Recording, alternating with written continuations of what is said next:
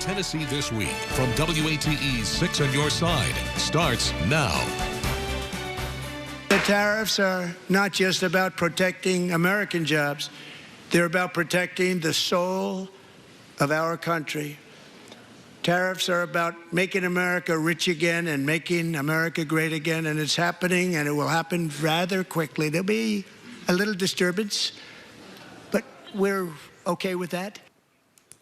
President Trump addressing Congress on Tuesday. Hello and welcome to Tennessee This Week. I'm Bo Williams. The Trump administration allowing tariffs to go into effect against Canada, Mexico, and China this week. And James Lake joins us now to talk about the impacts of these tariffs. He is an associate professor of economics over at the University of Tennessee. Great to have you here. Thanks, Bo. Great to be here. All right. Well, let's do a little education. This will be your classroom for a second. Sure. We keep hearing about tariffs. Real quick, just kind of run through for those that don't really comprehend or really understand what a tariff is and what it's supposed to do. Kind of give us a quick editorial or quick lesson real quick on tariffs. Sure, no problem.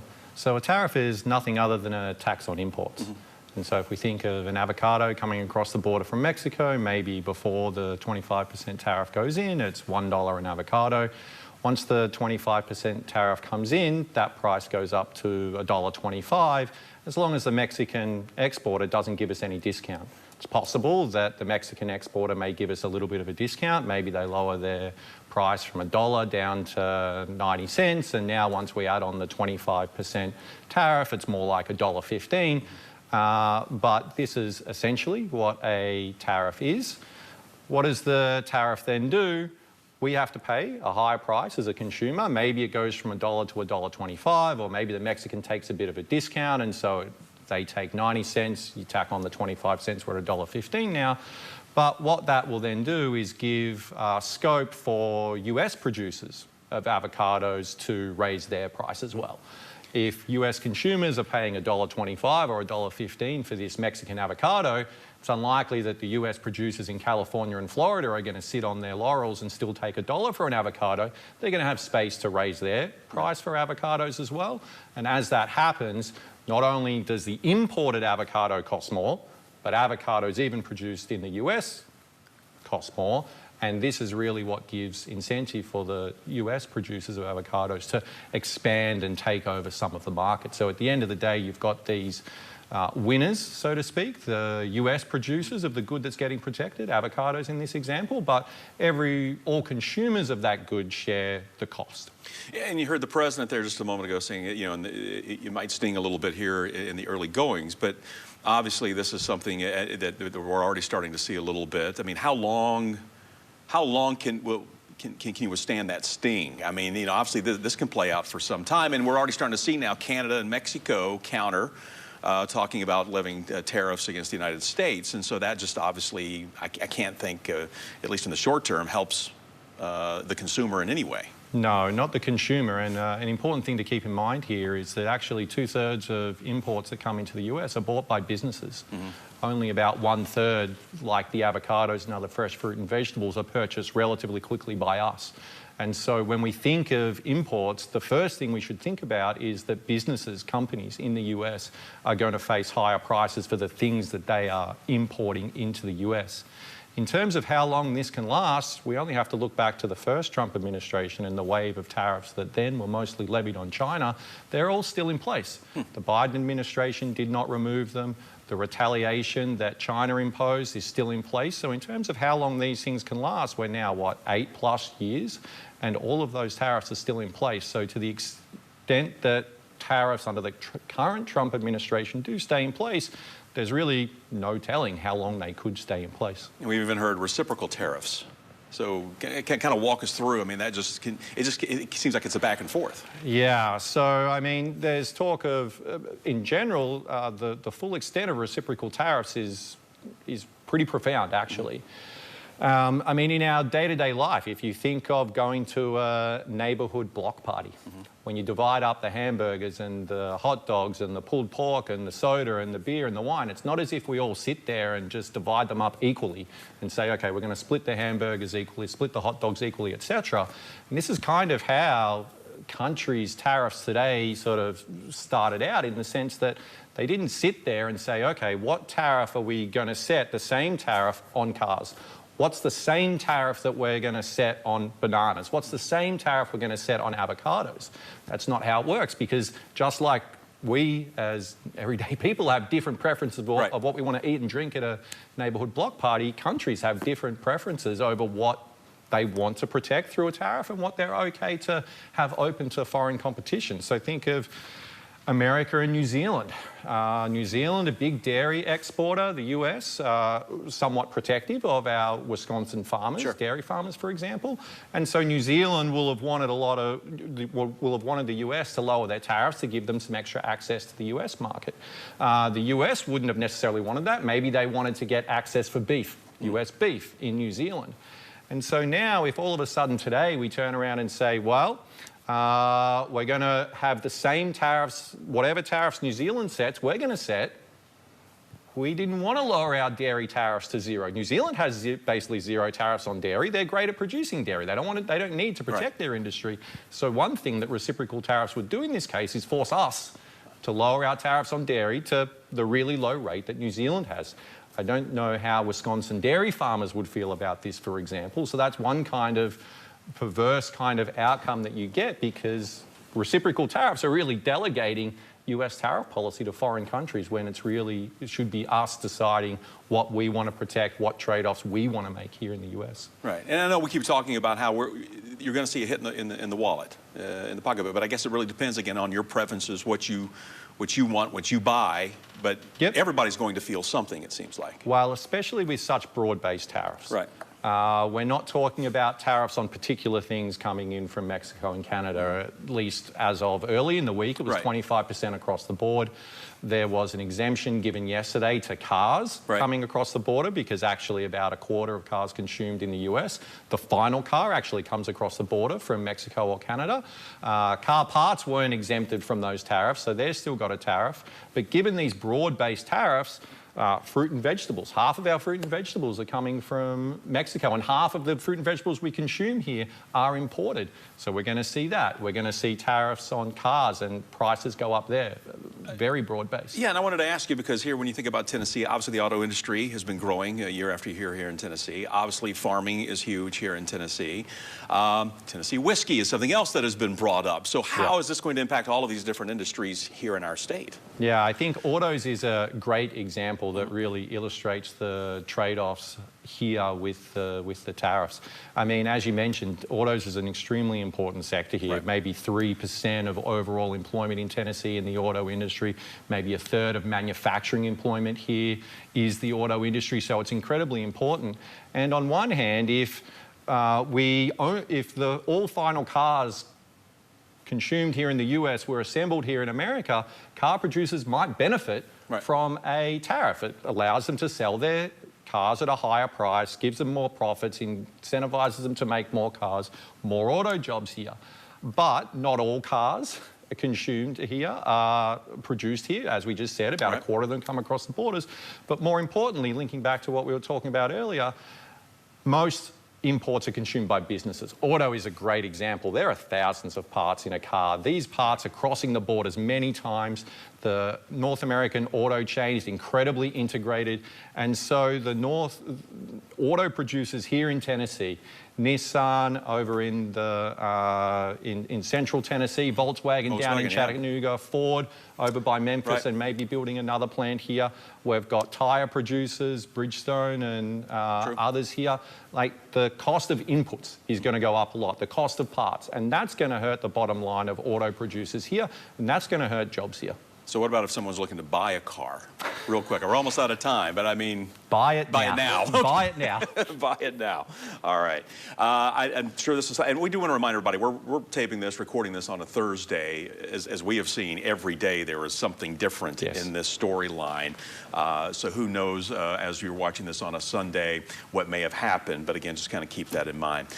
James, I want to thank you. We could probably Thank you. sit here and talk the entire 30 minutes and get an education on tariffs and what it means and what the end game will be and all of this. But again, thank you for your time. We do appreciate it. I have a feeling we may be talking to you again very soon. Thank you, Bo. Look forward to it. All right, sounds good. And of course, stay with us. Our panel of pundits will be weighing in next. We're back in 90 seconds. All right, welcome back to Tennessee This Week. A moment ago, we heard from James Lake from UT about the impacts of, well, tariffs. And we do want to bring in our panel of pundits to talk about what he had to say. Joining us now, Craig Griffith and Michael Covington. Gentlemen, great to see you here. Glad to be here. Tariffs, doesn't matter where you go these days. We're hearing about them. We just had a long discussion in the previous block. So, Craig, any takeaways? And this, as we've explained, and even since we've been out here talking, things have been changing as far as the tariffs are concerned, the tariff talk. So what are your thoughts on what you heard and just how you're seeing things play out right now? Well, I think the professor summarized it fairly well. Yeah. You know, tariffs are a tax. Somebody has to pay that tariff. And it's usually not the other foreign country's government. It's the consumers, you and I, because it's the importing agency that pays the tariff, and they usually pass that cost on to the consumer. And we're a consumer-driven economy. So when prices like that go up, it doesn't spell good things for our economic situation. And you can say that, you know, tariffs are a lever that Trump is trying to pull to get some action in response from the Canadian and Mexican governments, and along with China. You know, whether that's the best way to do it, to risk permanent damage, or not permanent, but certainly significant damage to the American economy and the American consumer and the American family, because one of the things he was elected on was trying to get those prices down. Price of eggs are still skyrocketing. Price of coffee's gone up. If you're going to throw in potential tariffs onto, as the professor mentioned, avocados and things like that, it'll only make that situation worse. So, you know, it's a very delicate balancing game that I'm not so sure that we know how to play yet. Yeah. Michael, what are your thoughts? Well, my first thought was that watching and listening to James reminded me of college economics.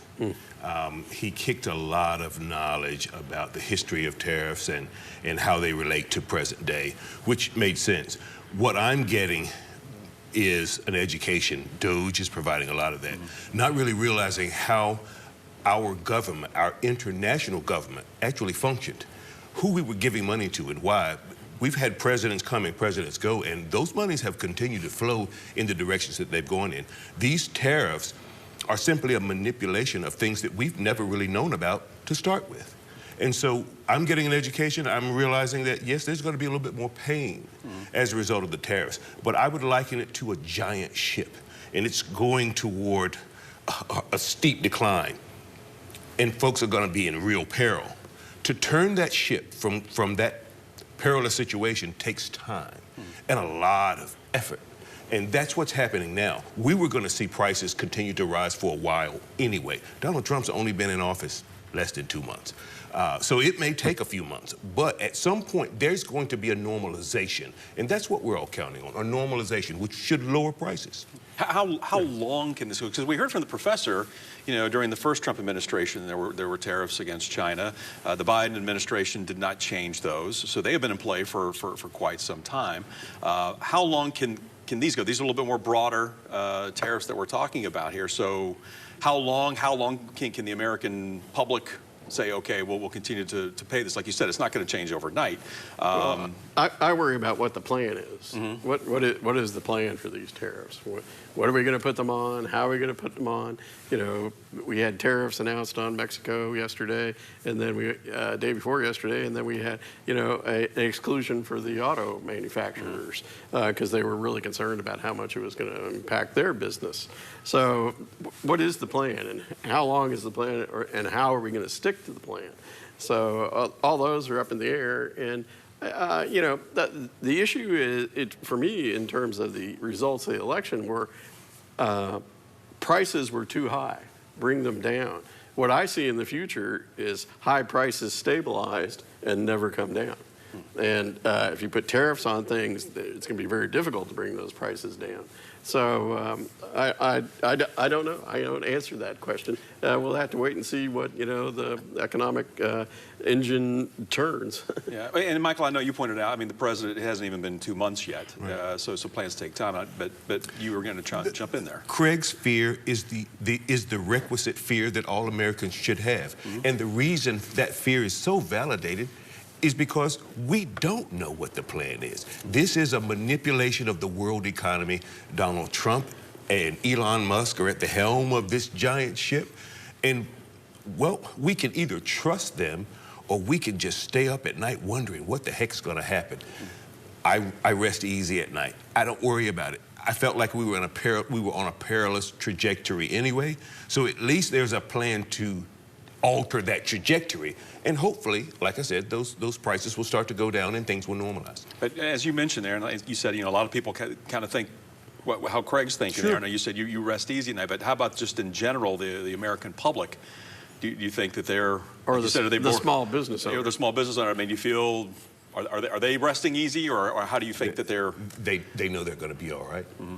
They've been thinking about this for a while.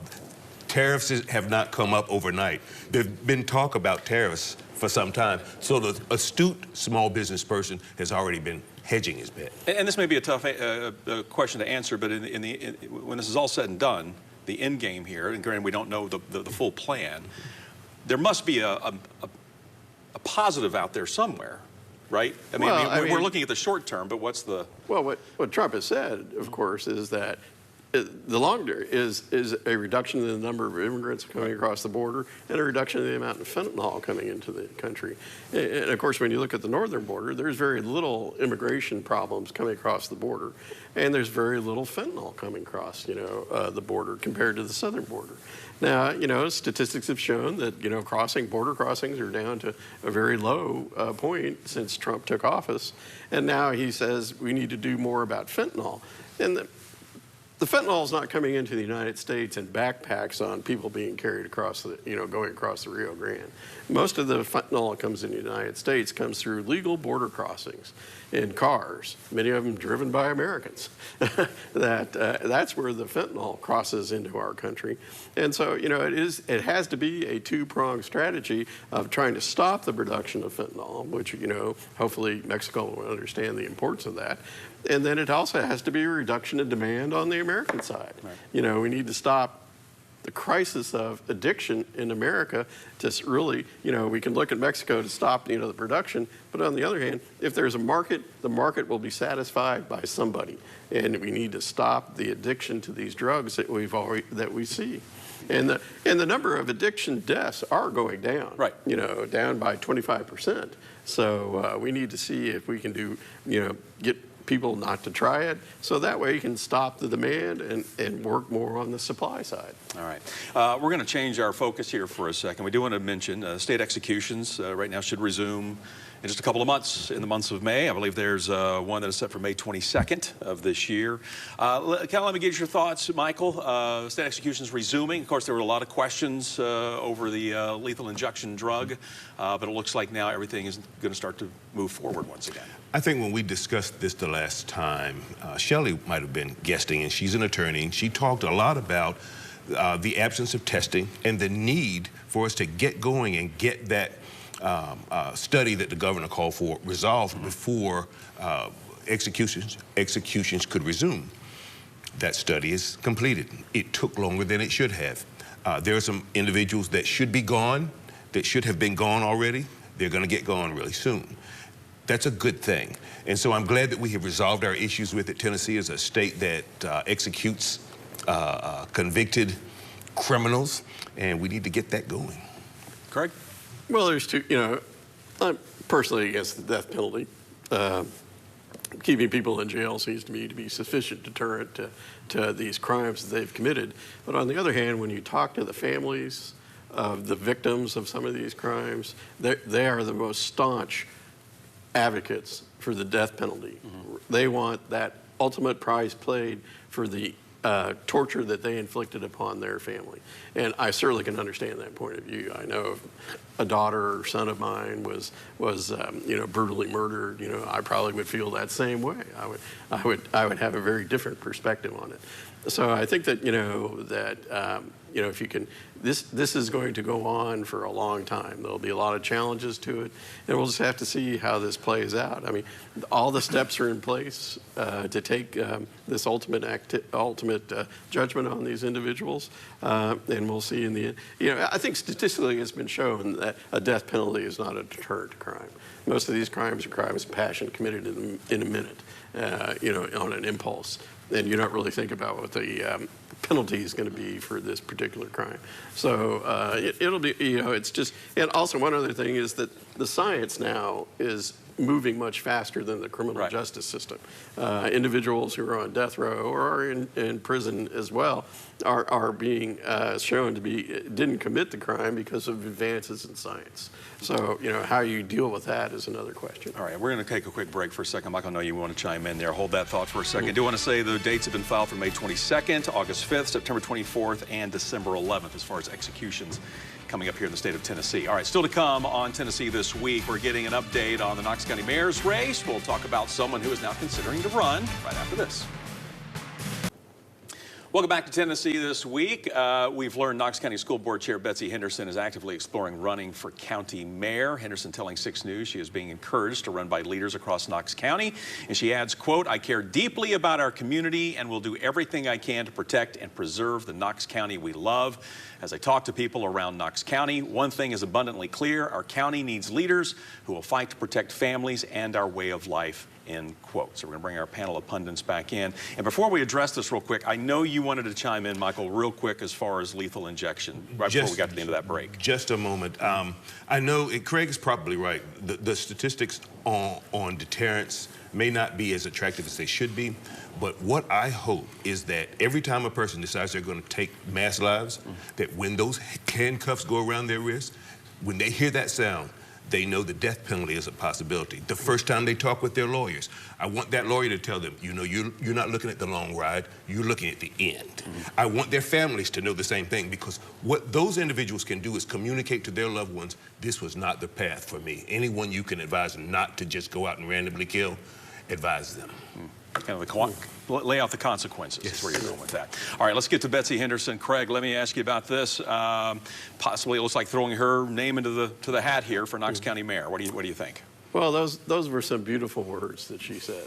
And now all she has to do is back them up with plans and policies, which will come through the campaign process. So it's interesting. I think when she stood up with Bill Lee at the legislative plaza during the voucher vote, it was clear to me that she was thinking of other things than just being Knox County School Director.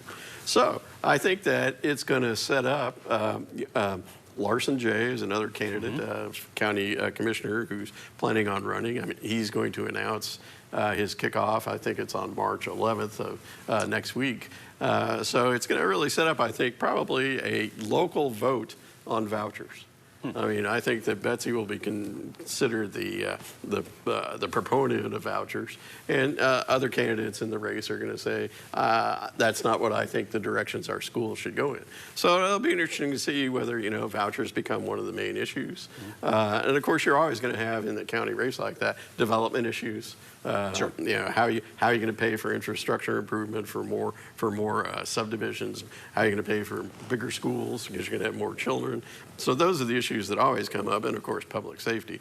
So we're a long time away, from the campaign, I think, in terms of actually getting some meat on those bones. And I'll be interested to see how the campaign shapes up. Mike, what do you think with Betsy Henderson throwing her name in now? Betsy Henderson, I've said it on this program, she's a special person.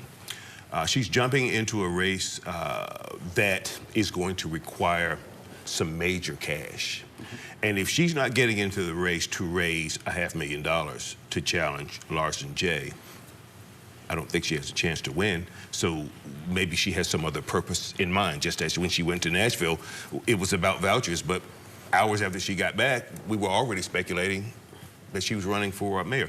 So my concern or my interest is Is she running to win? And if she's running to win, I need to see a lot of money coming into her coffers in the financial disclosures. If she's not going to raise a ton of money, she has no real shot at the Larson J juggernaut. There's some others that may be able to take him on financially. I think he can be beaten, but you're going to have to have a lot of cash to do it. All right, and on that note, we're going to have to wrap things up. Of course, as Craig said, still a lot of time to play out for this one, that is for sure. Yeah, it's a lifetime away. It is a lifetime away. And on that note, we hope you have yourself a fantastic rest of your weekend and upcoming week. Of course, we'll do it all again next week right here on WATE on Tennessee This Week. We'll see you soon.